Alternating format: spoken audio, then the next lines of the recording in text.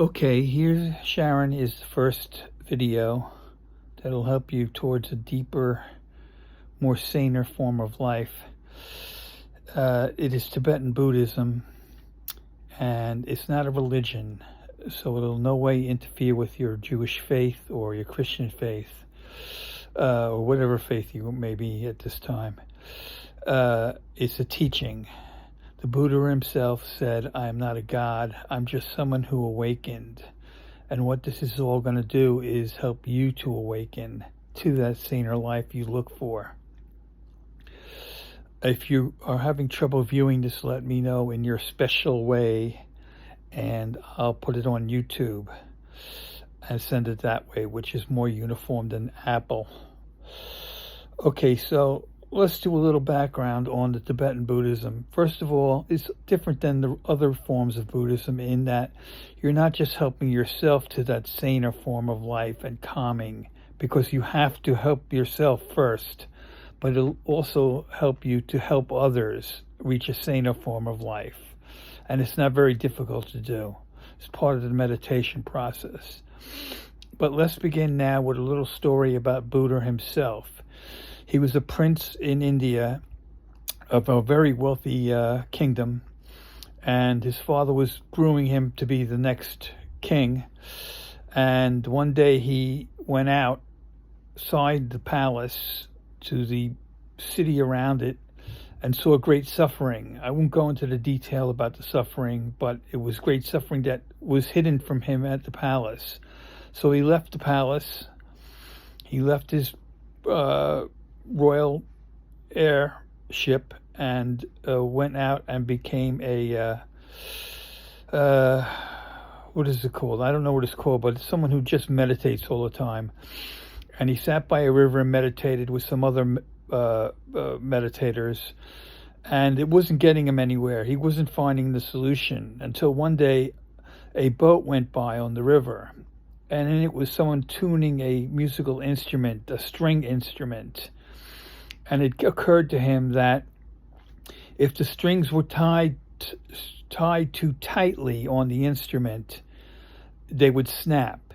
If they were tied too loosely on the instrument, they would not play. It had to be a middle way, and that was his secret, the middle ground. That was not a secret, but that was his awakening. It was the middle ground, the middle way.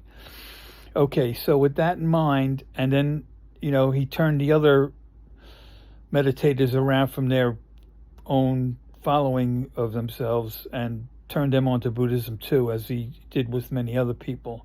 This is in about 2,500 years ago, 500 BC, excuse me. And that's what they think, at least. And let's begin with the first lesson of the Dharma path here, which is what I was on at one time. And I've written some books on this, but you don't have to read them. I'm going to do this all on video. And let's take a deep breath.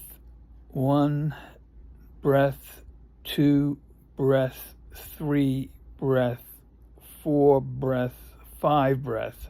You can do up to 7, is which I do, or you can do 10, or you can just do a few. And basically you're breathing in normally, and on the out breath you're counting. 1,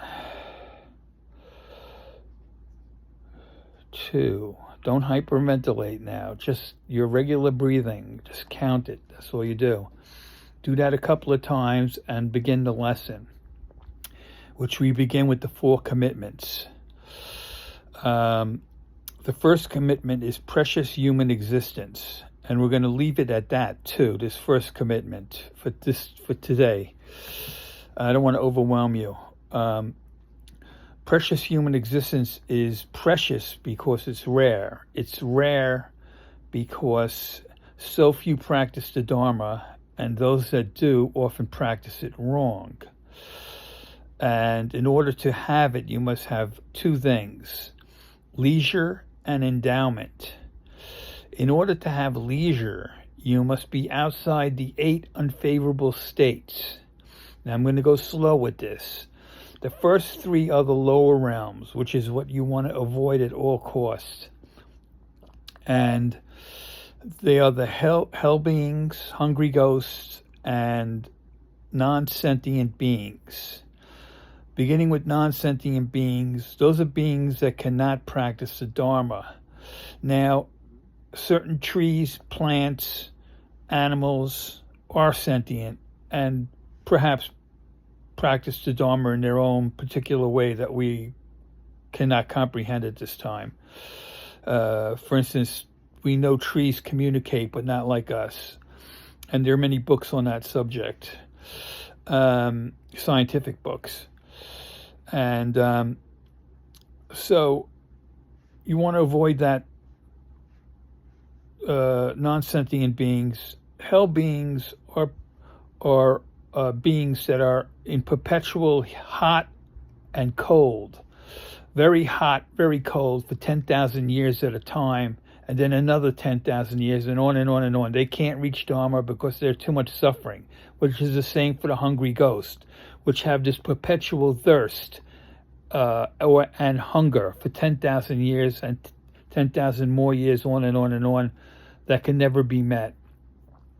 So they can never reach Dharma, or with great difficulty they possibly can. There's no final answer to any of this.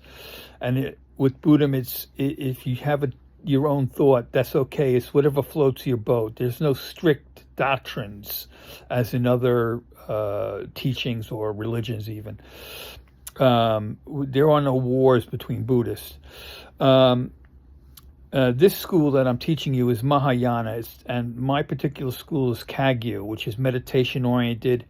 And in order to carry it out, you must have a teacher, and I'm going to be your teacher. Otherwise it's too difficult to figure out on your own.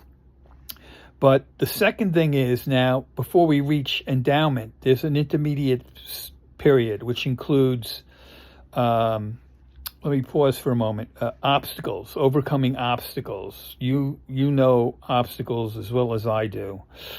And then there are what we call attachments. And I'm going to go into more detail with attachments later on, but it's best to avoid suffering by avoiding attachments. Now, that doesn't mean you avoid love or similar things, because they exist as not even being attachments, as does Buddhism and other things.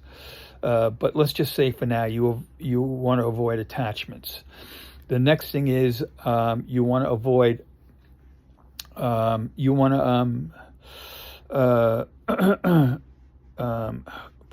me, I have COVID brain at times.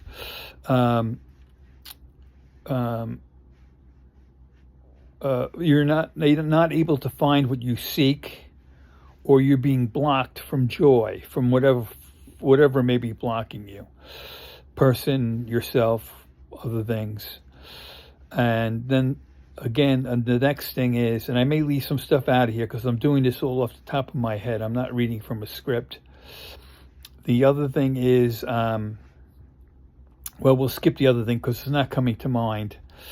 And then there is, you're extremely lazy, or you're the slave or servant of another. And I won't go into details on that, but just leave it as is face value. You're coarse and therefore mean.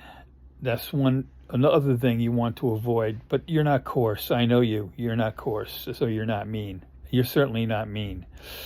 The other thing is ulterior motives. You're doing this for profit, or you're doing it for housing. Okay, now you've broken the vow to the Lama, which is what we call a monk, lamas.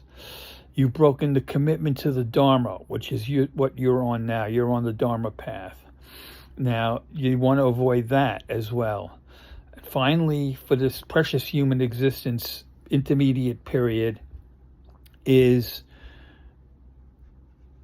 no matter how much the Lama teaches of liberation, you have no faith in it. No matter how much the Dharma warns you of the lower realms, which we discussed earlier, you have no fear of them. Okay? Now we move on to endowment.